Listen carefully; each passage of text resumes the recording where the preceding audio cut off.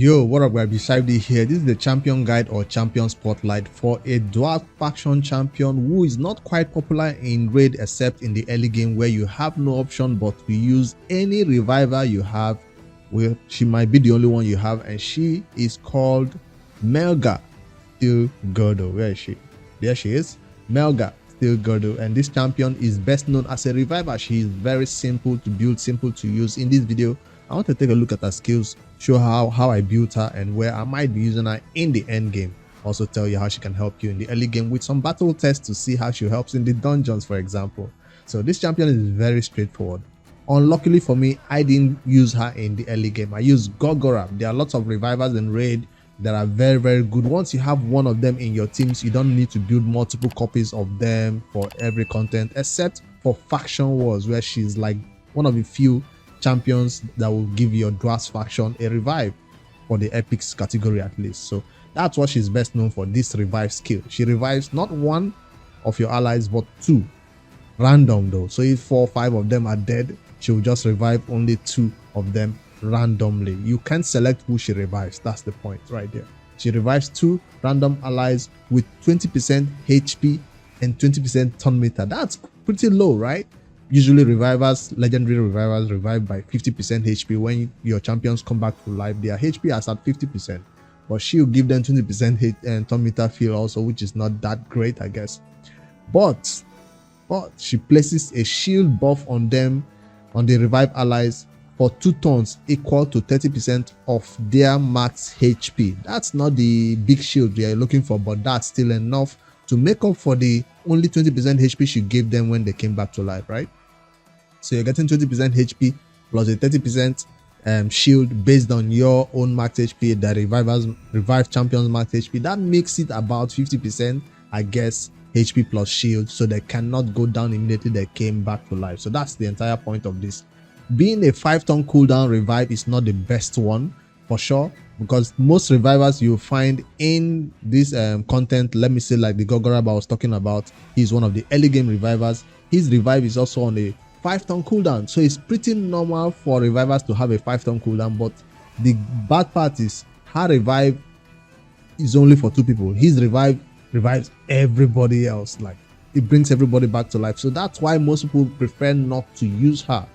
They prefer to bring in somebody who can revive multiple people, or even if they revive one person, it's be a lower cooldown, I guess. One champion that I wanted to check their revive for before I move on was going to be Rector Drat, because she is quite popular in the early game too, because you have to compare. If you have one of these champions, you don't need to build the second copy. And see, her own revive, she brings only 1 person back to life, right?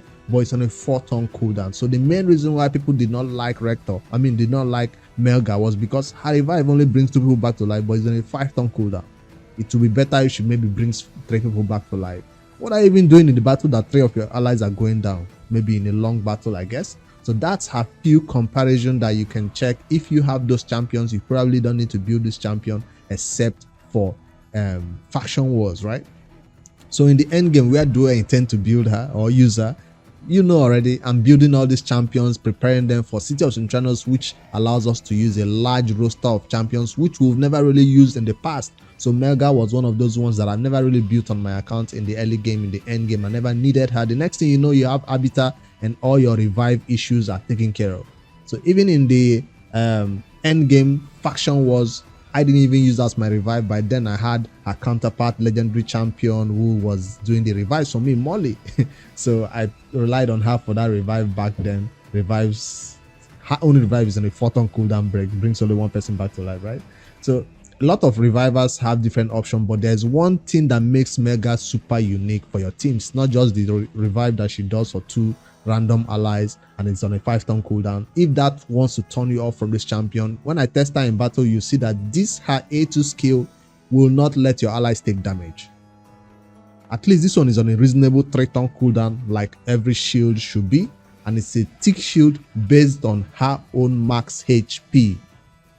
That's what is so unique about this champion. If you don't like her for the revive, this shield will make sure none of your allies take damage. They won't even get killed that easily, at least. So if you max out this champion's HP to, I'm talking 100k, 80k, 90k, as high as you can go, That's what makes your allies survive big nukes that are coming to them, the big shields. And she doesn't just place the shield, she also places a continuous heal, which will make sure that before they penetrate the shield and take damage, continuous heal is already on them and they will heal back to full.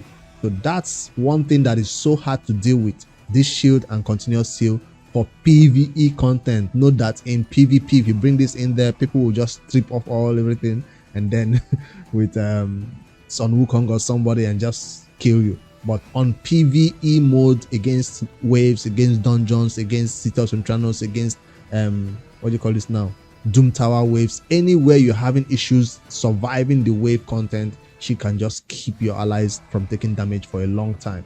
I've never seen anybody using this champion for PvP mode. I've not seen it. It might exist, but I've not seen it. So big shields is still very valuable for PvE content. It's not that valuable in PvP, except you're going to put this champion in one of those new type of shield that cannot be removed, bolster. But for the purpose of this build, I'm just focusing on using her for PvE content. By the time you have your other habitats and all that, I don't think you need a champion like this for shielding purposes, right?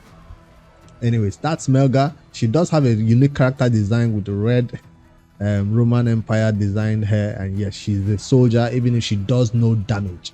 If you build this champion for damage, you'll be making a huge mistake, because you can see this skill does not hit the enemies. This skill does not hit the enemies. So when she uses these two skills, she will not use this skill if nobody is dead though. She'll only be using her A1 and A2, A1 and A2. But when somebody is dead, that's when she used. It's not one of those champions who waste their revive skill when nobody is dead. She's not one of those, right? So that makes her a little bit smart. On her A1, this champion makes it a little bit better because she will remove a random debuff from any of your allies. So let's say somebody has decreased defense right here, somebody has decreased attack. If she hits with her A1 on the enemy, she will randomly remove either the decreased defense or the decreased attack from one of your allies. You cannot select who she's going to remove it from, but whenever she uses that A1, you're sure that when you spend books on her, it will go up to what, a 50, 60, 75% chance of removing that random buff. And of course, she cannot remove it from herself. So that's why I went with the high resistance one. I'll show you this build for this champion. Take note, this is just my end game build. I've not used that in the early game. So if you're coming into the early game, just build that the best way you can and try to meet this stats requirements as much as you can. You don't have to be building for end game. Increase ally HP in all battles means this champion can be the leader slot and boost her own HP a little bit by extra 15%. But she's not the best for this. There are champions in raid, epic champions, who have better auras for HP in all battles than 15%. So she will most not likely not be the champion I put in the leader slot in content. I'd rather go with somebody with speed like a Deacon than this aura in the leader slot. You will not see this happening at all. So that's Melga. She does have this almost the same character design with all the dwarfs, but she does look pretty unique. I want to see what's behind the face. He doesn't look that angry behind the mask though. I want to see what's behind the face. All right, let's see how I built her and what I'm going to use her for, right? If you head over to my champions, you'll see that I have Melga built in the best artifact set you can put on an epic champion or a legendary champion who needs a ton of HP is Immortal. I think everybody knows this by now in raid, because this artifact set gives you 15% HP for one set, like 1, 2, 15%, 1, 2, 15%, 1, 2, 15%. So you most likely want to go 3 sets of Immortal if you can meet the speed requirement. I decided to go with 2 sets of Immortal. These sets, you can begin to even get them in the early game from Brutal Clan Boss, Nightmare Clan Boss. That's where it all drops from. What are you looking for in a set like this? HP substat in everything, HP substat in everything, HP substat in everything. Even the boots, HP substat, HP main stats, no HP substats here, HP main stats. So a champion who needs to place shield based on her own max HP, give her max HP so that she can place huge shields out there for the allies. So that's what I was trying to look for. HP, HP, HP everywhere. Even on the ring, HP, the chest, HP, the banner, will it be HP? No, I went resistance on the banner because I need her not to take any debuffs. One thing about raid champions, if you cannot debuff them, it's kind of hard to kill them, especially tanks. Yes, she does belong in the tank category, although she does say right here HP. So that's going to be a tank category. It clearly says it's not even support. Normally revivers, they see a support role for them, but this one they gave her a HP role. Her damage will be based on HP, right? Yes, HP. But this is not a champion I'll even advise putting crits. No crit. She's not doing any damage, 0 damage. She's not going to help you. Therefore, if you're not going crit, we'll talk about masteries later, but let me just give other recommendations for artifacts, because we want to focus on stats more than sets, right? Let's say you don't have the good stats in Immortal. Which other sets might help you in the early game? One thing you need to know about revivers is they need to go fast. You can't have your reviver just waiting, taking a long time to revive whoever is dead. They need to go fast, and one thing that can make them go fast is speed. Whether it's one piece, 1 set, 2 set, 3 sets in the early game, whatever you have works, as long as you remember that you should have HP substats in those speed sets, right? So even if you can't achieve it with Immortal, maybe you can achieve it with speed sets, but speed sets won't give you that high amount of HP that she needs to place big shield, but at least it will make her fast enough to do the revives more often, right? So go speed, go HP. You have to balance it up. Don't just focus on HP and go to 100 speed. That's gonna make her a bad reviver. Maybe she doesn't need to revive if nobody goes down. I don't know, but I wanted to focus on the revive and the HP at the same time and make them balanced. Don't just focus on one and let the other one skew. Revivers needs to go fast, and yeah, she doesn't do much other than that. So that's the early game one, not built for damage, no damage sets. She doesn't need accuracy. Whenever you see a champion that doesn't need accuracy, they just focus on the main stats they need, which is HP and speed. Resistance is an optional one because I had enough HP. That's why Simi went toward resistance on the banner right there. Let me keep scrolling to see if there's any other sets I'll recommend. Not even Frost. Okay, now this is one I can recommend. Regen set keeps her alive, but it doesn't do much other than that. So Regen set is usually reserved for certain type of champions. I don't feel like she belongs to the category of champions who will benefit a lot from Regen set. It depends on the content you're bringing her into though, because she definitely can have enough healing coming in from triple Immortal to keep herself alive for sure. I don't think Regen is for her. Yes, Relentless is always good on any reviver. Any reviver is good on Relentless because it makes them not just take 1 turn, but a small chance of taking an extra turn. 80% chance right here of taking 2 turns or sometimes 3 turns. So that makes her revive skill come around more often than it should. So another similar set that is Relentless is like Reflex set, but that's for end game niche builds. It's not something I'll recommend. I just wanted to scroll down to see if there's any other mastery or artifact recommendations. No, this is the best one for her. So just give her this, but I just shown you other options. If you're super early game, this is not a champion that belongs in lifesteal. Lifesteal champions need to hit to heal back. So she doesn't belong in lifesteal. So she's not a one that I would recommend for that in the early game or even in the end game at all. Resilience set does have HP coming in 10% and defense coming in 10%, used for tanks, so she can use this, but it doesn't have any healing. Immortal has that extra chance of what? 3% healing every turn, so it makes it a 6% healing every turn when I have a 2-piece right here.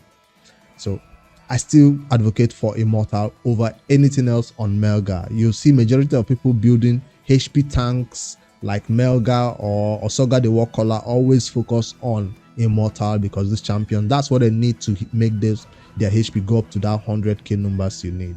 All right, let me stop scrolling through artifact recommendations and just tell you to use Immortal.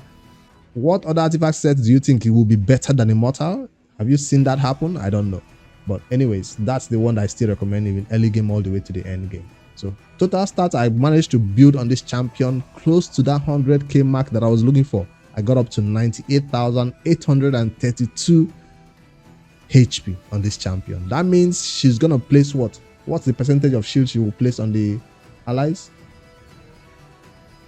20% of that. That's almost a 20k shield, right?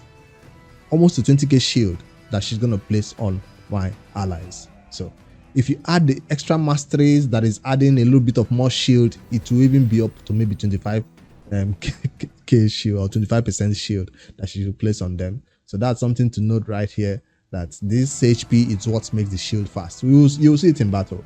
Now for our defense, I'm kind of lacking. I focused on HP too much. I couldn't even get up to 3k defense. That's the minimum I expect from a champion like this. So 3k, 4k defense, whatever you can hit. But check out our speed. I decided not to build 200 speed on normally, like go to 20, 210. But this one I wanted to go above and beyond because I want to use this champion in the corset city in one of those stages. It's not on this rotation I would have showed you. The different rotation she is needed for one of those stages as the only reviver, only way to revive your champions will go down. And that's it right here. 249 speed is enough for that corset city hard mode when she is needed for that content. So that's what I built her for, and that's where I'll use her when that rotation comes around.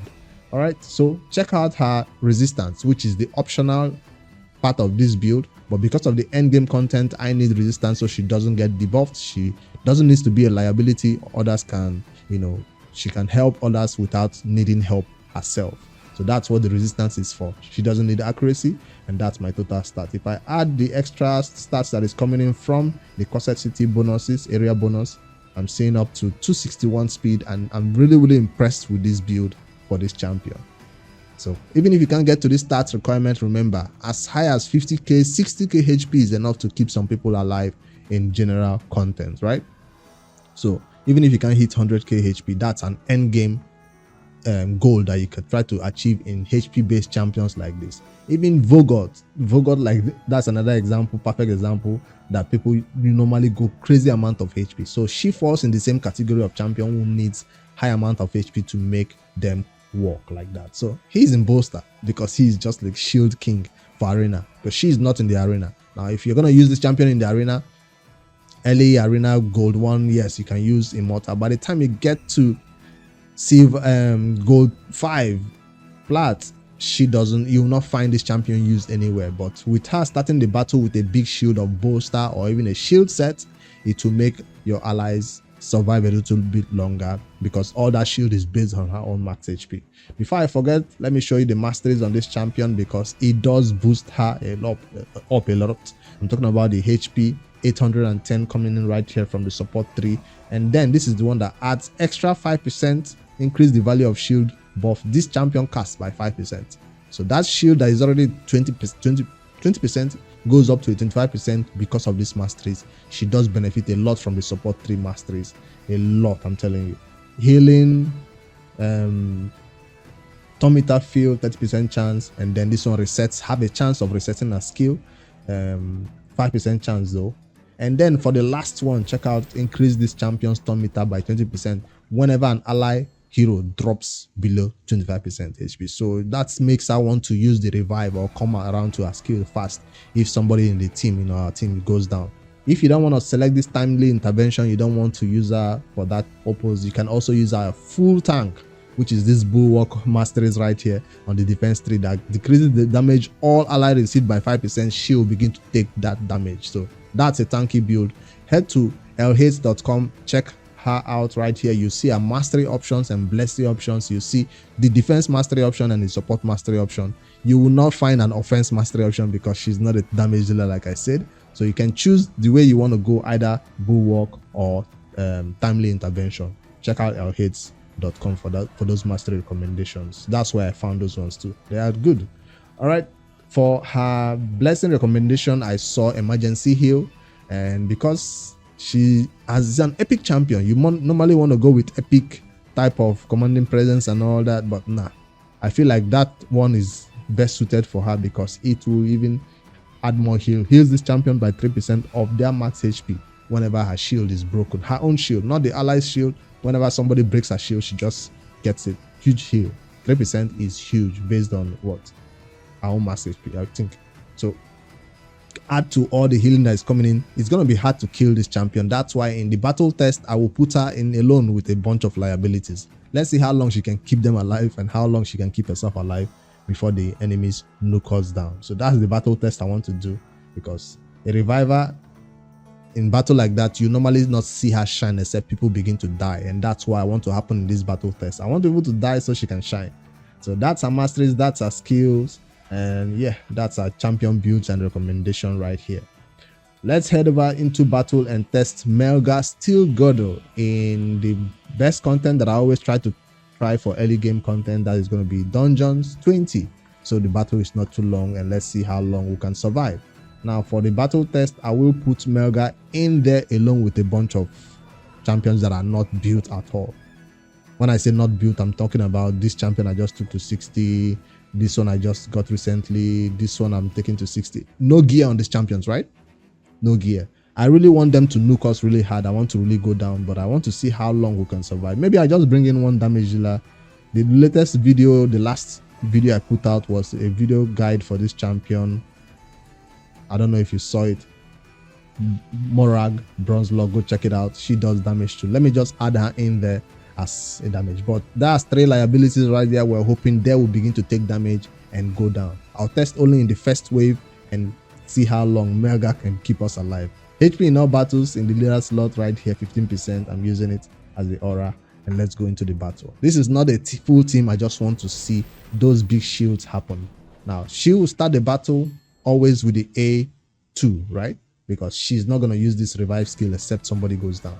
So right now we don't have any shield on us. It's not bolster set, it's not shield set, so you won't see the shield at the beginning of the battle. She has to use it. Because of her 249 speed, she's going first before any of these champions who are not built or don't have any skill gear on them except Morag. All right, that's the big shield we're talking about. It's not as big as miscreated monster shields because his shield is based on the crit or the damage he does. So there are shields that are bigger than this. We've seen bigger shields than this, right? It's not as big as the weak swell shields, which gets improved and increased and all that, but still it's a big shield. Let's wait to see when the damage comes in, if we can survive it. Hopefully by then these champions have not moved out of their skill. Right, like I said, these champions don't have gear. She goes in with the A1. That's all she's gonna be doing. A1, A1, A1 till her shield is back up again. Before we can take too much damage, she will replace the shield again. Let me just put it on 1 speed so we can see it or see it in live action. This is dungeon 20, so we expect to take reasonable amount of damage. Somebody just put allied protection, he's gonna get himself killed, and then we'll get to see her revive skill happen, right?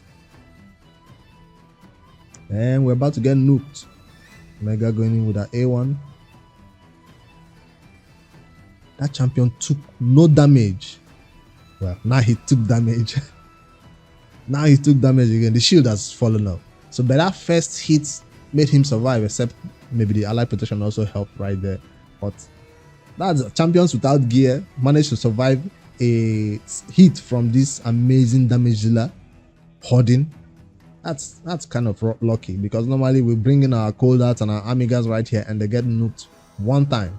So Melga is just here to help your champions like that not take those big hits. And before the shield falls off, well, they broke the shield, she'll just put it up again. And the continuous heal. So these champions that just took damage will get their HP back to 100% before we even get to the next wave. So that's just what I wanted to showcase right here. It's not a full dungeon run or anything. I just wanted to show you what she can help your teams do. Every team needs a tank, a reviver, a healer. You can't just come into battle with all damage dealers. You won't not make it through the battle, because if you don't nuke them first, or once they get a chance, they begin to kill people. That's what revivers are here for, to bring people back to life. Although right here we're not taking any damage. Let's see her A1. She's gonna remove, boom, she removed the debuff from Morag. So her A1 is definitely removing the debuff like it says it would. She's gonna put the shield back up again.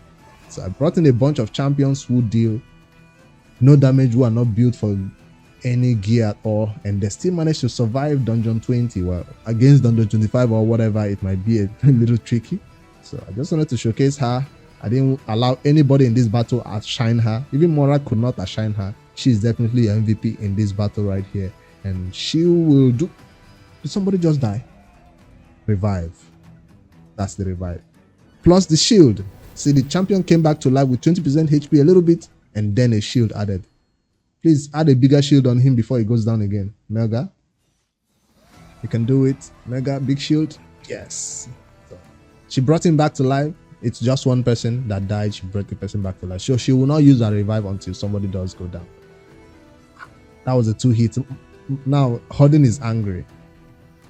I'll wait till the shield I mean, till the revive is back before I end this battle. I don't intend to run it all the way to the end. I just wanted to show you what she does for your teams. Melga, bring that person back to life and let's end this run. She's not the best reviver in the epic category in raid, but there are instances where she's your only ward, your only one, your only option, and that's when maybe she can come in handy for you. Keeps going down. Remember, I said that her revive is on a what? 5-turn cooldown, so she has to wait 5 more turns now before she brings that ally back to life. That's the only reason why people don't build her in raid or use her, right? They don't want to wait 5 entire turns of taking damage from the enemies before bringing somebody back to life. So that's the only down part about her. Maybe if they wanted to make her better, they might reduce the cooldown on that revive skill and people will begin to use her. 4-turn cooldown for 2 allies coming back to life is not bad. It doesn't make her a legendary. So, or they just increase the number of people she can revive to 3 and people will begin to use her more. You even wonder why people prefer to use Rector Drat instead of Melga. Somebody has Rector and Melga, you know why. Her revive is on a 5-turn cooldown. Rector is on what? 3-turn cooldown, I mean 4-turn cooldown also. Anyways, that's all I have for you guys for Melga Steelgirdle. Let me know in the comments where you use this champion. I'm definitely going to be looking forward to using her more in City of Synchronos or any other endgame content where I have no option but to bring in epics, dwarfs, revivers, support, HP based champions, and she will slot in for that role. I didn't build that for faction wars, but if I take this champion into faction wars, definitely we are going to survive through the boss, because that's all you need for that boss, just one reviver. I'm going to end this battle once we get through this first wave with these champions who are not built, with Morag being the only one doing damage. Morag, end this battle for us. Come on now, you can do it. Oh, she dealt the last blow with a weak hit. Anyways, I'll end it right here. Let me know in the comments what you think about Melga Steelgirdle. Have you used that in content anywhere? Did she help you in the early game where you had no choice but to use epic reviver like her? Or did I build that correctly? Is there any other artifact set you recommend to use on her? For now, this is how I have her and this is how I'm going to use her for now until some other time when I revamp her build for some other reason. For now, she stays like this and I'm currently enjoying her in this build, and she kept my team alive like she was supposed to. Big shields all the way, revive when we need it, and yeah, not slow at all. Like, subscribe for more daily raid content. Remember, you can drop the comments of any champion in raid you want to see a champion guide on, and I'll do a video like this on them and put it out for you guys to enjoy. Later, guys.